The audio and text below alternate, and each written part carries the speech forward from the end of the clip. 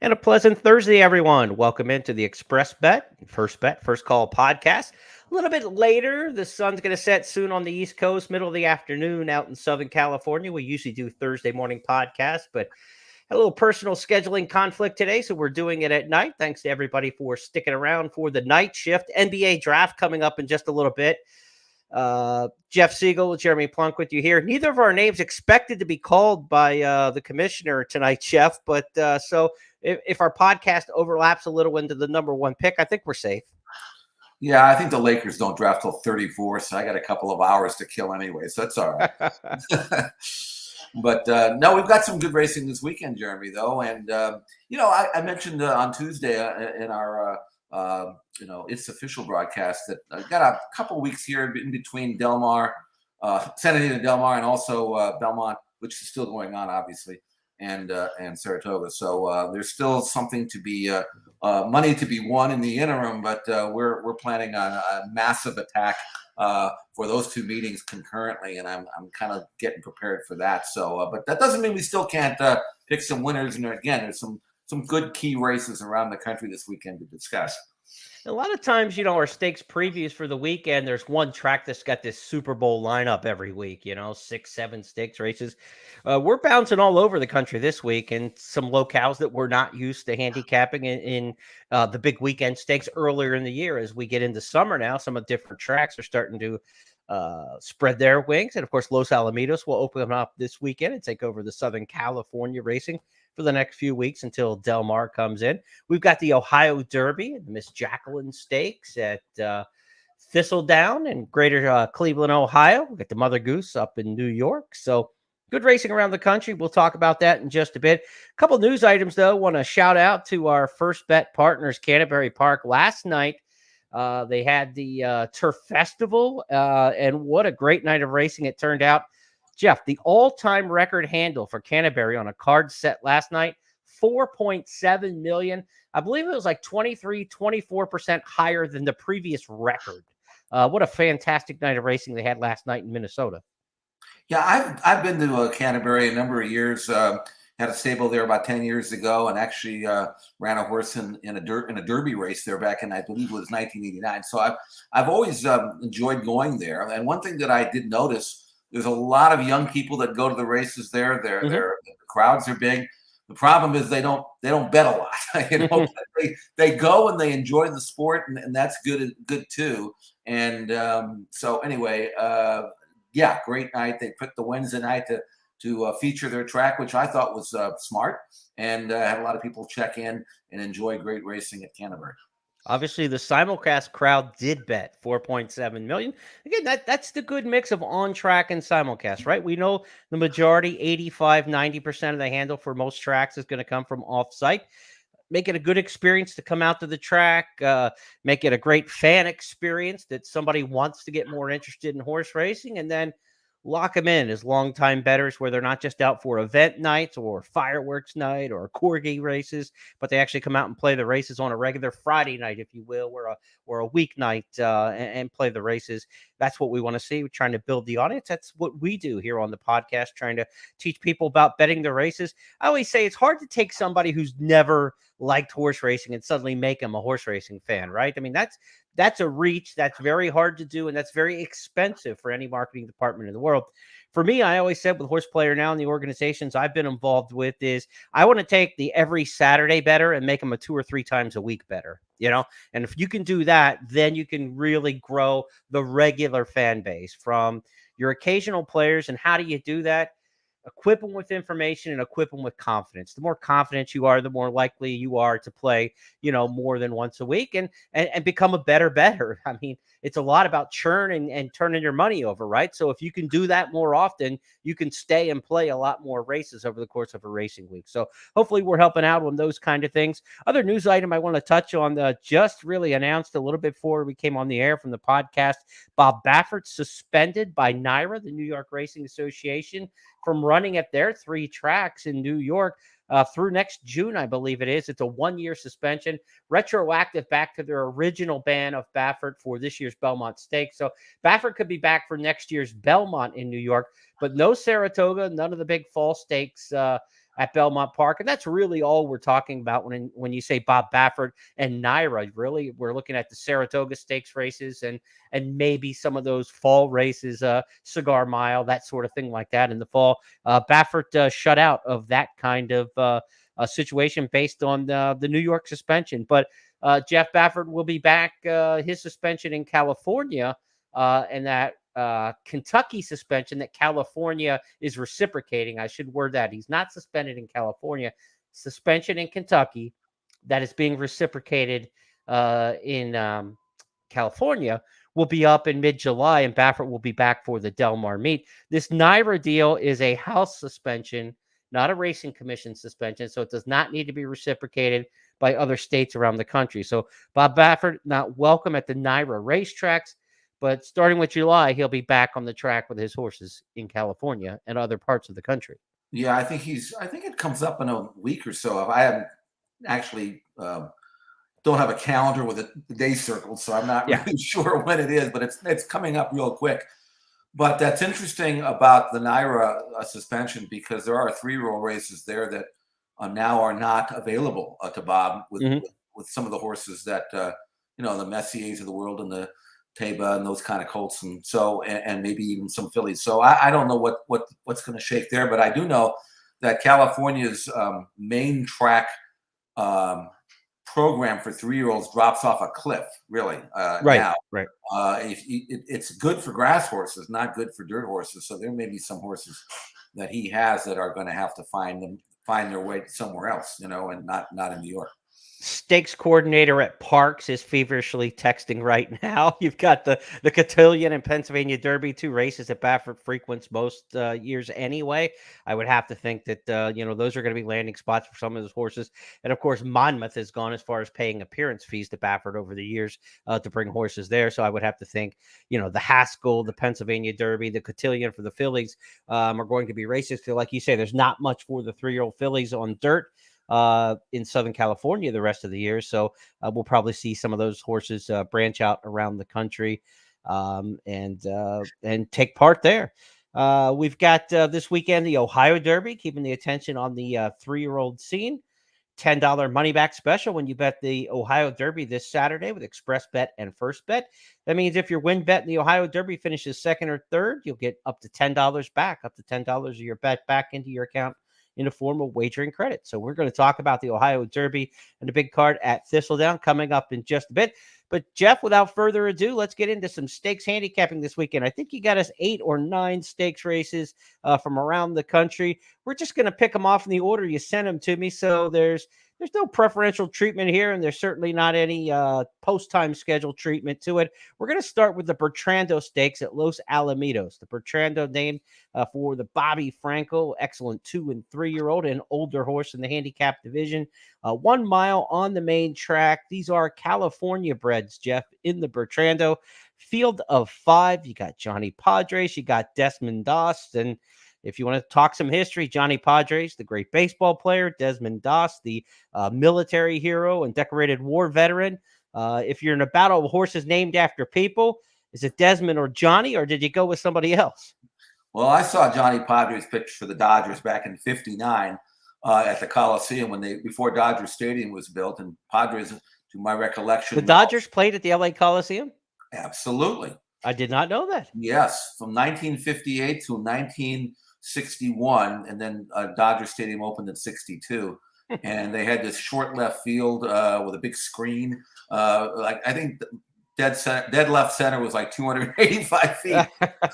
But like a softball field. But you'd hit a ball a mile, but if it hit the top of the screen, you'd get a single out of it. So the Padres pitched for the Dodgers. He was part of that rotation with Drysdale and Koufax, and Padres also won the World Series game.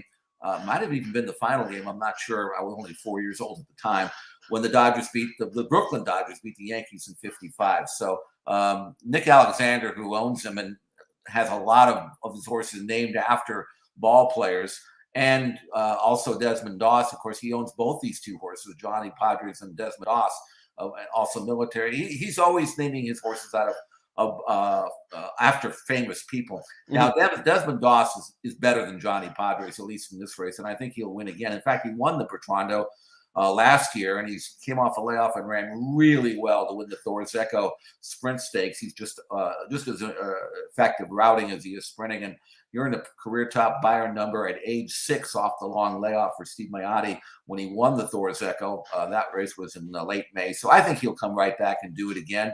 Not sure what the price is going to be, but in a 5-horse field, you're not going to get much.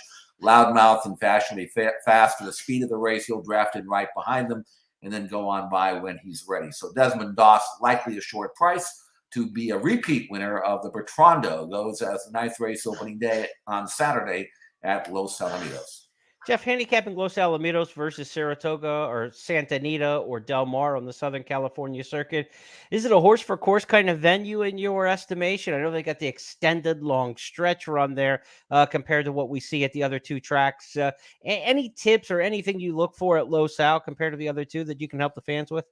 Yeah, it definitely is a horse for course because it's a much firmer, faster track. There are horses that are stabled up there year round. They breeze there and they van over to Santa Anita. You got a horse that can breeze in 58 flat at Los Al. It means nothing. Really, anybody can do that. So it's very, very fast track, very glib track. You'd think that in a course with a long stretch with tight turns, you'd want to save ground on the turns, but the turns are deeper than the middle of the track. You'll see horses swing out and run well off the rail. So that it's not only a good horse for course track, but the jockeys. Watch the jockeys. There are some jocks who know how to ride that track, and some jocks who don't. So after a while, obviously the meeting is not a long meeting, but you'll get a pretty good feel as to who can handle it and who doesn't. Mm-hmm. And also, as I mentioned, horses with prior success over the track is very important, and Desmond Doss certainly is one of those. Reminds me of the old days when Fairplex would come up. Like Martin Pedrosa was so good at Fairplex. And there's just some of these meets that are cut out in between the big meets that are good paydays for some riders. And when they get locked in like this can be their Saratoga. This is their chance to shine with some of the other big riders perhaps taking some time off or heading out of town for travel mounts. Let's keep the action in California on Saturdays. We continue our handicapping on the First Call podcast. Jeff Siegel, Jeremy Plonk. We've got the She's a Tiger Stakes at Pleasanton in Northern California. Mile and a 16th on the dirt at Pleasanton. We go to the Northern California Fair Circuit over the next, I think it's 7-8 weeks until we get back to racing at Golden Gate Field. So, Jeff, talk about Pleasanton and who you like here in the She's a Tiger Stakes. Well, Pleasanton is a dirt track, and 90% of all racing in Northern California is on the all-weather, the Tapeta at Golden Gate. So this is a rare opportunity for horses who actually like dirt to run on dirt. And again, Pleasanton is one of these, it's a fast track, but it's one of these terribly unbalanced track where the inside 4 or 5 lanes are deep and the outside lanes are terrific. And every jock gets off the rail, turning into the stretch, looking for that fast, glib part of the track. Rally wires do very well. Speed on the inside, you'd think would do well, but it doesn't. Unless your speed that's directed to be on lane 3 or lane 4, stay off the rail. Horses try to rally down on the inside often get bogged down. Now in this race is called the She's a Tiger. It's a $75,000 purse for 3-year-old fillies at a middle distance mile and 1/16. I was up in Northern California when Anthony's Cleopatra won the Cal Oaks, was working simulcast that day for Golden Gate Fields, and was very impressed with her win. Now, numbers-wise, she's not blazingly fast, but I do think she's better than those numbers would give her credit for. And I like the fact that she's got 2 bullet workouts showing since that race, including one at Pleasanton, minute and 2/5, fastest of 28 on June 18th, just a week ago. So I think Anthony's Cleopatra, daughter of Constitution, trained by a very good trainer, Tim McKenna. And I think that she's going to lay back and then produce that last winning run in a race that certainly has enough speed in it to set it up for a closer. So for me, number 7, Anthony's Cleopatra in her first start on dirt, and I think she'll like it. I think she wins the She's a Tiger. It was 2013. Is that too long to hold a grudge now, 9 years later? But She's a Tiger should not have been disqualified for the previous season. No, not at all. I mean, grudges can last forever as far as I'm concerned. All right. In racing, they have no expiration date when it comes to grudges. Exactly. Let's go to Saturday's Gulfstream Park feature race. It's the mile and 70 yard on Tapeta. Powder Break Stakes, $75,000 here. This is named for a really good turf mare in the early 1980s.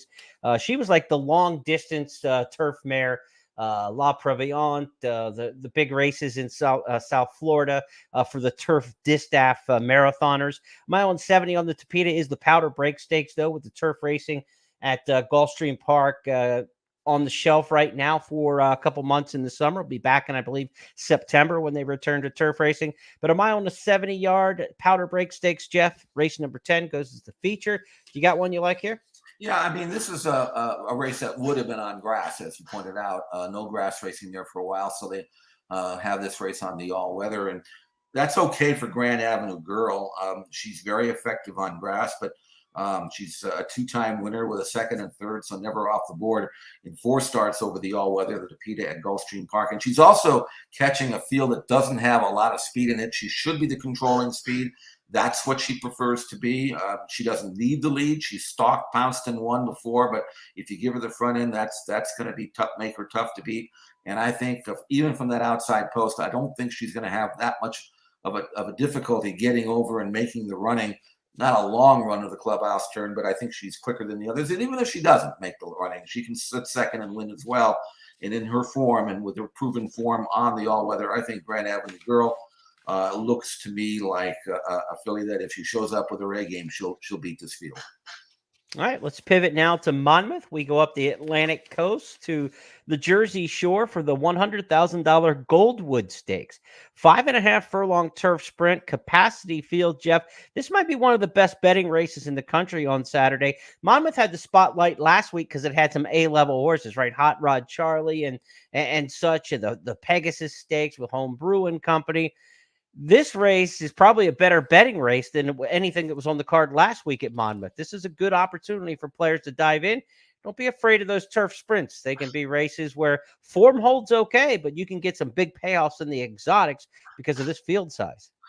Yeah, trying to project how this race might shape up, and you've got Robin Sparkles, who's very quick, and she'll probably lead the way, and Honey Pants will probably come from way out of it. And then you've got the filly who I think is going to drop in and get a great stalking trip. And that's the rapidly improving but lightly raced 4-year-old filly, Bout Time, daughter of Not This Time. This is a filly who was most recently a winner of a sprint at Churchill Downs. Granted, it was just a first level allowance, but I went back and watched the video of that race, and she did the same thing in that race that I expect her to do here, which is to say, pop the gate and get a good position, but don't go to the front. Just sit there and stalk. And then in watching the video, when she was asked to quicken into the stretch, boy, she took off. That eighth of a mile from the quarter pole to the eighth pole was blistering, and she just quickened like a really good filly. Won with something left, plenty left. It was just her 4th career start. Numbers-wise, she's fast, and she's trained well since. And I don't see any reason why she can't come back, even though this is a tougher race, no question about it. But the way she won, and when just her 4th career start at age 4, I think Bout Time's a really good filly. I think she takes a step up in class and wins again. I like Bout Time to win the Goldwood. Brian Hernandez Jr., her usual jockey, is in Ohio, so they'll go to the local pilot in this one. Shree DeVoe, her horses are running outstanding at the Churchill meet right now. Everything she sends out, whether it's off a layoff, whether it's in its form cycle, Cherie's horses are firing in Kentucky right now. Would not be surprised if you haven't landed on the right one there. In Bout Time, Jeff's pick in the Goldwood Stakes, race number 11. Saturday at Monmouth Park. And if you got a good horse you like in a big field turf sprint, nothing better than to crack open the trifecta and the superfecta pools. Try to get yourself a price in there in the underneath spots. If the horse you like is a shorter price, then try to get a little bit bigger price in the second spot. And then use your logical horses in third. That price horse finishing second makes all the difference in the world in a trifecta payoff. Then finishing third, where a lot of people are going spread on the bottom and maybe even all on the bottom. If you can get the price in second behind the horse you like, that's the way I like to attack a full field race in the trifecta pools and superfecta as well. Get that price in second. It can really help you out. Let's go to Churchill Downs now on Saturday, where they've got a good-looking edition of the Grade 3 Chicago Stakes. This is another one they've carpet bagged from Arlington Park. They closed Arlington Park. I don't know what they've done with the John Henry statue, but I do know they've taken all the graded stakes from Arlington and want to keep them alive and have moved them to the Churchill calendar, Jeff. We saw it with the Modesty a little while back in the meets and some of the other races. We're going to see the former Arlington Million be run at Churchill later this year. The Grade 3 Chicago Stakes run in Louisville. No matter what you call it and where it's located, this is an evenly matched good group. I mean, Bell's the one, Wisconsin. They seem to run against each other 10 times. Lady Rocket's really fast. Four Graces is right in that mix with all these fillies. And we saw Penny Baker. We featured her in that Laurel victory back in April in our It's Official podcast, I believe, where we talked about her impressive 6 3/4 length victory in the Heavenly Cause in her first race in the U.S. for Godolphin. This is a really interesting race on the Filly and Mare Sprint division. It really is, and it's a Grade 3. But when I say it should be a Grade 1, I'm not stepping out of my lane here because Wisconsin just won a Grade 3, and she's run well in a Grade 1. And there are a few others in here that have run well in Grade 1 competition. Four Graces, for example, just finished second in a Grade 1 race at Churchill. So this, I mean, and Calypso won the La Brea, and we didn't even talk about it. I mentioned 5 horses, I think, and didn't talk about a Grade 1 winner in Calypso. Yeah, that was a restricted Grade 1, but still a Grade 1. Right. A race that probably might not have been the strongest Grade 1, but it's going to go down on the catalog pages. That's all that really matters. But this is a very tough, salty race. I mentioned Wisconsin is coming off 2 wins. You've got Bell's the one. She's won 11 out of 24 races, 4 out of 9 at Churchill. She's a deep closer, but going 7/8 of a mile, she certainly can be effective. We mentioned Four Graces, who's got races that can be tough.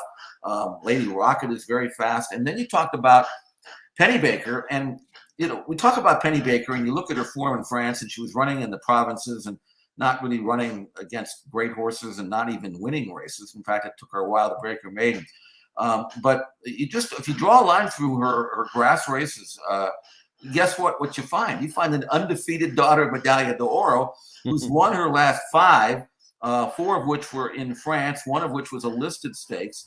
She's been doing these in big fields. How about the margin of victories over there, Jeremy? Yeah, 3, 3.5, 7, 1.5, and then her most recent start, which was the U.S. debut. And how in the world do we ever get 7-2 on her? I don't know. But she won that race by 7. And now she steps up to what I'm sure her connections thought, well, it's a logical place, Grade 3, not a Grade 1. But now they figure, wait a minute now, this kind of is a Grade 1, right? So I'm really curious to see how good Penny Baker is. I know that she won that race at Laurel like a filly who could be a Grade 1. You're going to get a decent price. You have to get a decent price because there's so many other proven fillies like Bell's the one in Wisconsin that you could go to. So I'm going to gamble on Penny Baker that she's this good. I don't know if she's this good. I don't think they know if she's good or not. But if you're going to get her at a good price again, here's the time to do it. I like Penny Baker from off the pace. Not that far off the pace, but somewhere in the middle. I like Penny Baker to win at Churchill Downs. There's not a ton of speed in this race. Lady Rocket might get loose on the front. She's dropping out of the mile in the Ruffian back to 7. She couldn't hold her speed in Madison at Keeneland, which was a strong race where they went exceptionally fast, 44 2 to the half. I don't think this race has a ton of speed to it, but boy, there's some quality finishers. If you last on the front end here, you will have earned it because Bell's the one's coming. Four Graces is coming. Wisconsin is coming. Penny Baker's coming. The cavalry will be charging at the 8th pole. Somebody could be desperate to hold on there, but if you are going to try to play a front runner in there, Lady Rocket looks like the one who will probably make the pace. Let's turn our attention next to the Ohio Derby card at Thistledown. Handful of Ohio bred stakes earlier in the program, but races 10 and 11 wrap up the 11 race card in Cleveland. The Lady Jacqueline Stakes is race number 10. The Ohio Derby will be the finale in race number 11. The Lady Jacqueline Stakes is not one that rolls off the tongue when you talk about the great distaff races in America, but this is a 250 grander that has pulled together one heck of a field for a listed stakes. 1 1/8 miles. Again, these are older fillies and mares, but you've got the likes of the Grade 1 winner in here in Maracuja from New York. Army Wife from Kentucky, who was a grade 2 winner last year, winning the Black Eyed Susan. And then Kenny McPeak's filly, Crazy Beautiful's earned darn near $1 million. She's run at the highest levels of all the races around the country: New York, Kentucky, Delaware, Saratoga, Gulfstream. She's been everywhere. There are 3 really nice headline fillies in this 250 grander. Yeah, it's a good race. It's non-graded, and usually trainers, owners who have fillies like that will defer to running in graded stakes races. But 250,000, there's nothing wrong with that, and especially if you've already got that grade 1 black type in your resume anyway, might as well go after the money, right? I don't have a great feel for this, Jeremy. Maybe you do, but I ended up with Army Wife only because she was coming off a layoff, and she probably needed her comeback. She wasn't bet that hard anyway. I think that maybe the word was out that maybe she was going to be short, and she was. She got finished third, beaten 2 lengths, but she's a 4-year-old filly. She should use that springboard. It's in the past. It's taken a while for her to get in the racing shape. She was kind of good last year in the summer when 3-year-olds against 3-year-olds, and won the Iowa Oaks, as you know, at Prairie Meadows, and numbers were very strong. So I'm going to hope that she was a short filly, that she's going to be tighter and tougher in this race. Gaff Leone rides her back from Mike Maker, and that's a powerful combo. So I'll go with her at 3-1, but Crazy Beautiful, certainly good enough. Got races that could make her a very tough. Maracuja, of course, won the CCA Oaks last year with a 97 Beyer number, which she had never come close to before that, and hasn't come close to since. But on her best day, if she remains, if she remembers how she used to do it, she could be tough. And there are others in here that are that form that don't have the proven form, but at least they'll try. So I'll go with Army Wife and just hope for the best. I'm with you on Army Wife. I went back to her. You say, how was she, 5-2 in that race in the Shawnee, which was a listed stakes for 178,000.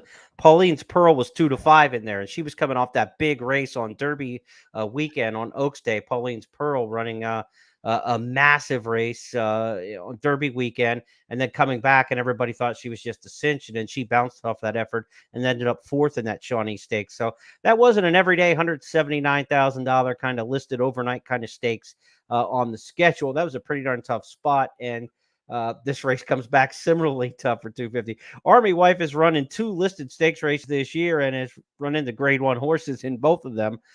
So we'll see what she does in this one, but I like her too. Crazy Beautiful be coming from, I think, a little bit further behind her. Army Wife might get first jump there, and Maracuja probably from a little bit farther back from them as well. The Maracuja race is the one that's kind of a head scratcher, that she's coming out here from New York for Rob Atras, because there are so many good NYRA stakes races in the Distaff division, and Saratoga coming up. It's curious that she's running in this one out of the Apple Blossom, but she took on Latruska last time. She's faced Clariere and Malafat in previous starts. Maracuja's got tremendous company lines. Even though this race comes up tough, it doesn't come up as tough as the races she's been in. So she would be no surprise. Kendrick Carmouche, the rider, interesting. He rode her once, the 4th place finish in a cotillion recently. But her record with Carmouche is just 1-for-4. He's better on speed horses. Interesting pairing there. I'm not sure his style fits the filly that well. But Carmouche has a speed horse that maybe he can do a little damage with in the Ohio Derby. And that's where we're going to turn our attention to next. Race 11 on the card at Thistle. Mile and 8, the $500,000 grade 3 Ohio Derby, run for the 88th time. 3 of the 8 entrants in this race ran in the Kentucky Derby. 4 of the 8 were entered in the Derby. Of course, Ethereal Road was entered, drew the 20 hole. Wayne Lucas decided to scratch, and that set history on its ear when Rich Strike was able to draw into the field. But so you got 4 horses who were on the program for the Kentucky Derby, 3 of them that ran. I mentioned Kendrick Carmouche, and I'll get back to him in just a bit. He rides the one Baris in here, who I think has a long shot hope. I'll try to make a little case for him after we get your thoughts on the Ohio Derby, Jeff. Well, I ended up with Tawny Port on pure form. If you look at it, it's pretty good for a lightly raced son of Pioneer of the Nile. Of course, 3 races back, he was second to Tiz the Bomb with Rich Strike 3.5 behind him. That form held when Tawny Port returned to win the Lexington at what I thought was a very generous 5-1, and he won that from off the pace. And then he was 80-1 in the Kentucky Derby. He wasn't, the other 80-1 won. So, but Tawny Port actually didn't run all that badly. He made up a lot of ground. I mean, he stayed on reasonably well for a horse that obviously wasn't tough, but he did manage to earn a career top buyer number even when finishing 7th, beaten 5 lengths. Brad Cox's 3-year-olds this spring and summer have really done well. And if you look at the work pattern for Tawny Port since the Derby, it's been as healthy as it can be. This is the race that they've obviously targeted. Irad Ortiz picks up the mount, and I would definitely think that if he shows up with his A game, and you never know what's going to happen at Thistledown. None of these horses, none of the contenders have ever run here, but if he reproduces his best form, I think Tawny Port can hopefully make the last run. I did a little stats and research on our weekly Monday Myths blog at First Bet and at expressbet.com and looked at, Triple Crown alumni showing up in the Ohio Derby, and they have a very nice percentage over the last 8 years, certainly outperforming the horses in this race who did not run in the Triple Crown series. So don't feel like the Triple Crown horses are over the top and spent for this race. I know New Shooters, if you will, did win the last 2 editions of this race, but you look at the limited number of starters coming out of the Triple Crown over the last 8 years, 4 of the winners of this race from just, I believe, like 18 starters, hitting like 27, 28%. So a good record for the horses coming out of the Derby and Preakness. And I expect that's where you want to look at your horses here. Those 3 Derby alumni, Tawny Port, White Abarrio, Classic Causeway. Jeff, interesting. Classic Causeway is a horse who, won the Tampa Bay Derby, won the Sam F. Davis. He looked like he was rolling. Then they decided to run him back on short rest quickly in the Florida Derby, and that screwed things up. Then he went in the Kentucky Derby, and it just did not seem like the right spot. Now he's with Kenny McPeak. Brian Lynch, apparently did what the owners wanted. It didn't work out, and now we've got a barn change and a change of venue to Kenny McPeak. I don't know how Classic Causeway is going to bounce out for the new barn, but his works at Churchill are fast. Brian Hernandez makes the ride aboard him. Hernandez, he's done well with some speed horses over the years. Fort Larned, if you recall, his great front-running success aboard him. So he can ride a speed horse like this. Classic Causeway's got to get back to breaking like a quarter horse, going to the front and seeing how good he is. I don't know that he's a mile and an eighth horse, and I don't know what he's going to have with Kenny McPeak here. But from the 8 hole, I guess Hernandez just has to send him, right?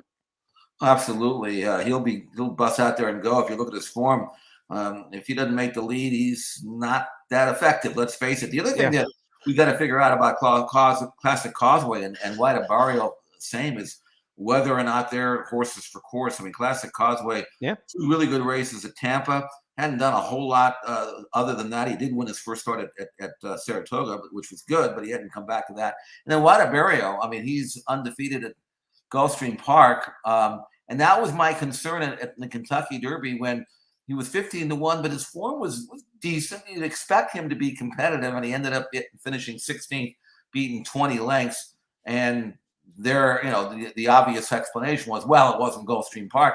Maybe that was part of it. Maybe it wasn't. But I want to see White Abarrio do something other than at Gulfstream Park before I really get back on his bandwagon. And if he can win this race at Thistle, tip my hat. And that's one concern I won't have with White Abarrio anymore. But until he does it, let me see how he performs at a track other than Gulfstream Park. A couple other notes in the Ohio Derby. Ethereal Road will be ridden for the first time by Rafael Bejarano. First time in a while. Bejarano actually rode this horse in its debut when he ran 7th back in October at Churchill. But Luis Saez just wins on the Preakness undercard with him by 4+ lengths in a runaway show. And Saez is sticking around to ride that 200 grander on Bayerness, where he'll be one of the longer shots in the race. At Churchill. It's a $500,000 race, and a race that could springboard you to the Travers on timing and the Haskell and some races like that. More likely the Travers. The fact that Luis Saez isn't coming back to partner with Ethereal Road to me looks like a bad sign.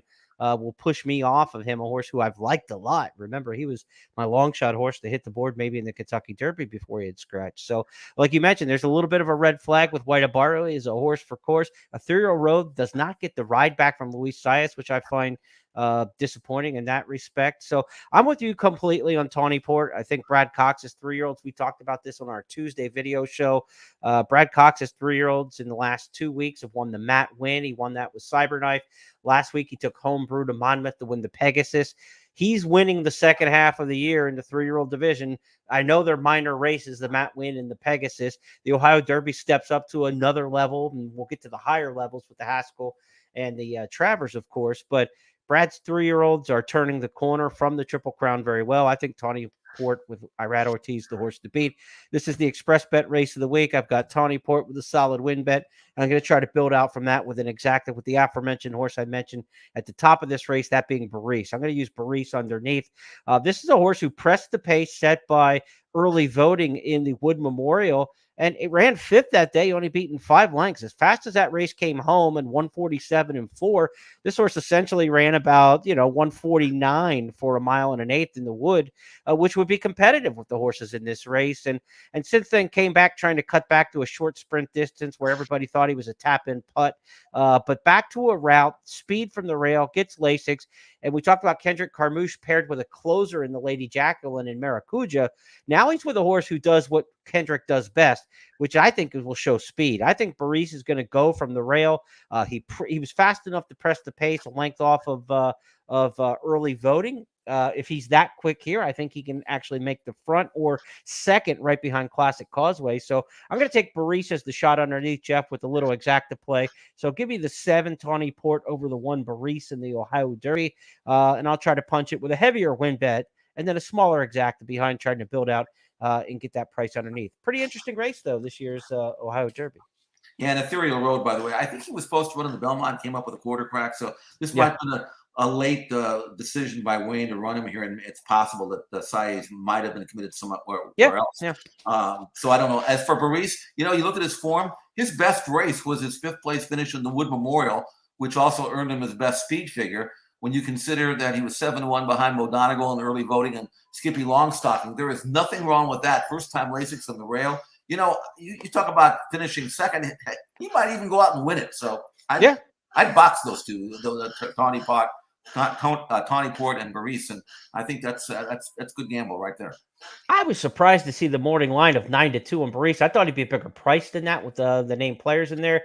My fingers crossed. If you're going to bet him to win, I'm not wild about 9-2, but if you get bigger, like 8-1, something like that on him, I think he's a win bet at 8-1. He's an exacta play, regardless of the win price, and just kind of check the probables and see how they line up. But that's how we'll go. We'll go 7-1, and Jeff and I are in pretty nice agreement there for this year's Ohio Derby. Let's go to Belmont on Saturday, where they have the Wild Applause Stakes in race number 3. Field of 5 in that one, a turf mile. We also have the Mother Goose, where they have a field of 5 in a race number 8. We're not allowed to mention short field sizes at tracks where people get touchy on Twitter. So let's go right to the win bet, Jeff. Who do you like in the Wild Applause? Believe it or not, I'm not picking Chad Brown, even though he's got 3 out of the 5 entrants in this race. So you're down to 2. I'm only surprised that he doesn't have 4 out of the 5. But I ended up going with Breeze Easy for Christophe Clement. I went back and watched her 7 furlong race, the stake race on late May. That was her U.S. debut.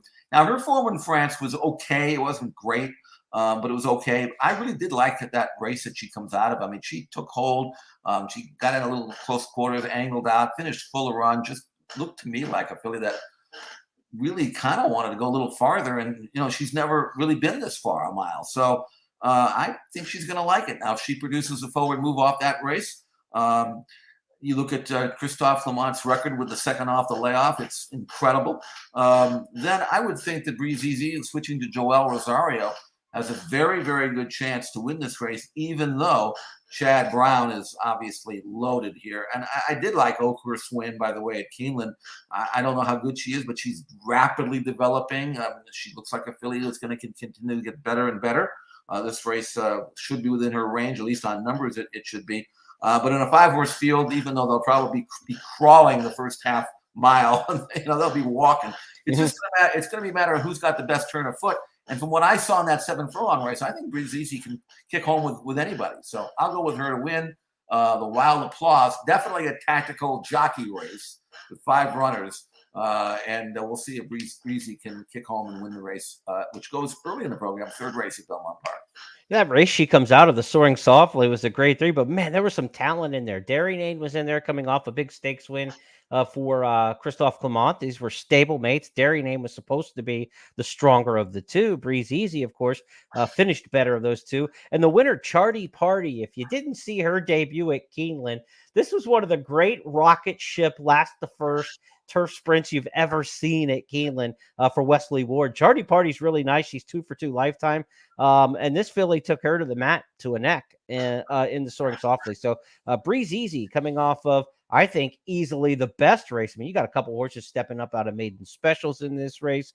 Even though Eminent Victor's coming out of the Talma, that was a 2-year-old early season stakes race in September last year at Woodbine. I will stake my reputation that the 4 Breeze Easy comes out of the strongest race of this group. Those were some really nice 3-year-old fillies on the turf sprinting in that one. Let's go to the 8th on the card Saturday at Belmont. It's the Mother Goose, grade 2, $250,000. This is a 3-year-old filly division that, Jeff, for this time of year, it starts to get a little light in terms of, or heavy in terms of stakes races, right? I mean, we saw the Black Eyed Susan, the Kentucky Oaks, the Acorn. You got Saratoga on the horizon. The Mother Goose is kind of stuck in the middle here, and it's like, who are you going to get to run in this race, right? I mean, all the search result are, all the good 3-year-old fillies this year that we saw through the Oaks and Secret Oath and those kind of horses like that are waiting for something a little bit deeper into the calendar now. It really fits nicely for a comebacker like Juju's Map, doesn't it? I mean, she was one of the star 2-year-olds last year in this division. As a 3-year-old filly, she ran once on Oaks Day and just dominated an allowance race against older horses. This race could not fit her any better because it's that in-between race on the schedule when all the like Oaks and Acorn and Black Eyed Susan type fillies are kind of in retread mode right now. She catches a field that there are no excuses. No, no excuses needed either. I don't think. Juju's Map, when she ran in the Breeders' Cup Juvenile Fillies last year at Del Mar, I wasn't sure that Echo Zulu could outrun her. That's how impressive Juju's Map was in her previous 2 races, which included a Grade 1 win at Keeneland to lead into that race. Just so impressive. And what I love about Juju's Map is that she's certainly more than willing to take the lead. If you give her the lead, fine, I'll take it. She doesn't need it, especially from the outside draw. But in this race, I don't think Florent Giroux has to wait around for anybody. I'm not saying he has to send her out of there or gun her out of there or anything like that. Her natural speed will carry her. And if you go back and watch that video at Churchill Downs to try to get a feel as to how good she was, I mean, she was literally just galloping in the lane. I mean, she was like virtually eased to a walk when they crossed the wire. Didn't have to use any energy at all to win that race against older horses. She was 50 cents on the dollar. She was supposed to win. She did what she had to do. I really do think that Juju's Map's going to have one heck of a year, and I don't see anybody in this race that can touch her. So to me, Juju's Map at a very short price wins the Mother Goose. That'll be our final stakes to preview this weekend. I want to certainly wish everybody good luck playing the races. We hope you do so with Express Bet and First Bet. Don't forget on the Ohio Derby, that $10 money back special on the win bet in the Ohio Derby. If your top pick finishes second or third, you'll get a refund in your account, wagering credits up to $10 of your bet. If you're playing the weekend racing around the country, we also got a good promo for you every Sunday at Lone Star Park. Late pick 4, $2,000 hit and split every Sunday at Lone Star Park. So if you take down the late pick 4 in Texas, you'll also get a chance to split money with other players on the platforms at First Bet and Express Bet. So you get your pari-mutuel winnings and then split $2,000 with everyone else who happens to hit that wager. Could be a good chance to add a little extra cheddar into your account. This isn't the busiest weekend in the racing year on the calendar, kind of an in-betweener.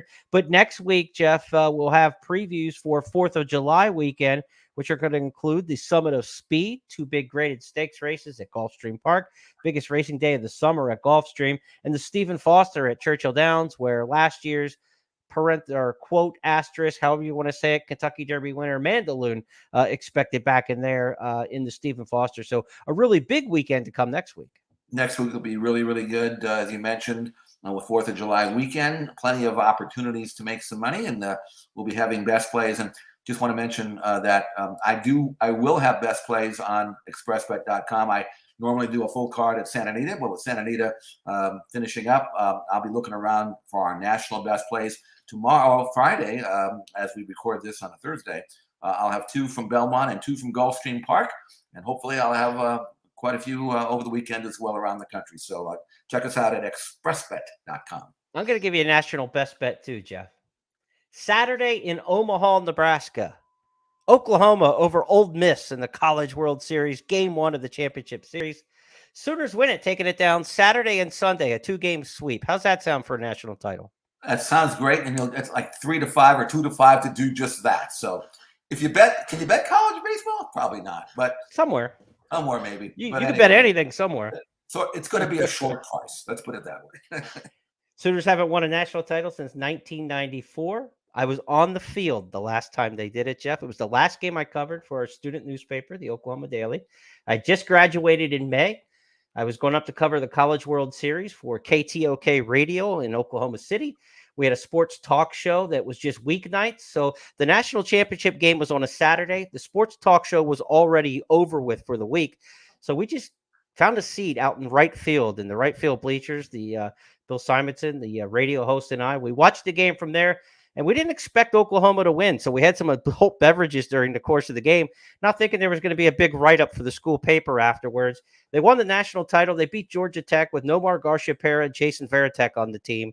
They won the national title. We did the interviews after the game down on the field. The governor, David Walters of Oklahoma at the time, was accepting the trophy, and we're just standing right next to him. And I'm wondering, how did I finish my college career this way? It was the same day that Tabasco Cat won the Belmont Stakes. We got out of there the afternoon game. Went to a bar across the street from Old Rosenblatt Stadium called Starsky's, like Starsky and Hutch, and we watched Tabasco Cat win the Belmont Day. So that was a pretty fun day back in June of 1994. It's been a long time since the Sooners won a baseball title. I think they're going to get another one this year. Well, I think they may need you then, don't you? I mean, it's not a coincidence that they haven't won one since you left. So I'm just saying. Well, funny thing is, after they won the other night, I got on my phone right away, and I was texting with my brother-in-law, and I was trying to figure out how you get to Omaha from where I am. It was 3 connecting flights, $1,000, and like 17 and a half hours to get there by air. So I said, you know what? I'm going to watch it on TV. Yeah, I think that's probably the right decision. They can win without you. Maybe not. I don't know.